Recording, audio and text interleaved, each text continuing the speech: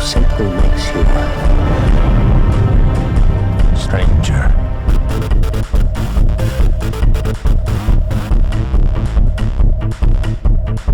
Alright, so listen, why don't you give me a call when you want to start taking things a little more seriously? Walks onto stage. Good evening, lady and gentlemen. Long time no see. Well, no see, for you anyways.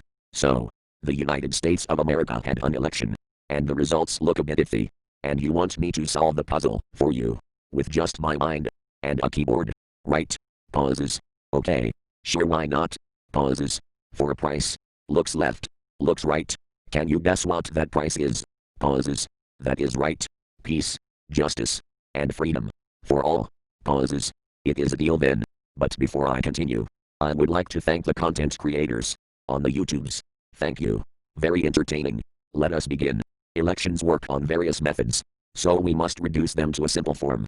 In the case of the United States presidential election, there are two main candidates, one red, one blue. So we have three choices. We can reduce this to two choices: vote or not vote. The percentage is typically between 50% and 100%. The lower the percentage, the higher the chance of electoral fraud. Remember, the point of an election is for the people to make a choice. Personally, I think a choice of red or blue is not a choice. My favorite color is black. Although obviously, black is not a color. It is the absence of color. But I digress somewhat. Where was I? Oh yes, planet Earth. Rolls eyes. What was I talking about? Oh yes, electoral fraud. So without engaging the voting population, there is a higher risk of electoral fraud, which is why candidates need to engage the voting public. And in the United States, this has historically been through negativity, which is why you are where you are. Rolls eyes. Pollsters predict elections through historical data, and this is how an intelligent fraudster would rig an election to appear free and fair. However, it is difficult to predict the turnout at an election.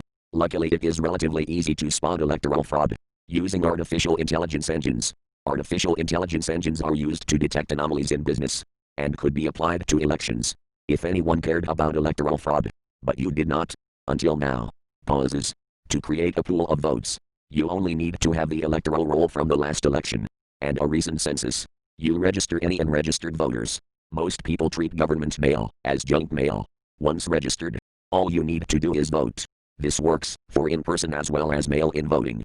Although with in-person voting, there is a limit to the number of votes you can cast.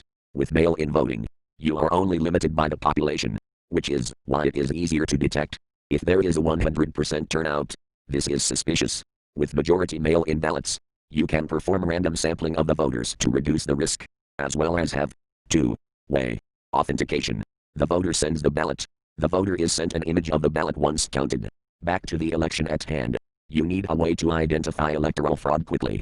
I suggest you first ask the military to check who voted and who did not, in their own ranks. Gather them up. Ask them to stand in one of two groups: voted, not voted. Compare the tally to the electoral register. Repeat this with government workers, maybe through a mail shot. Voted, not voted. Compare the tally with the electoral register for this election. You will now have enough evidence to void the election. Pauses. Now you will ask me, who the fuck are you? And I will say, Brane, the living universe. Peace. I am out of here. Word up. Exits with a shivering blow. You can fuck off now.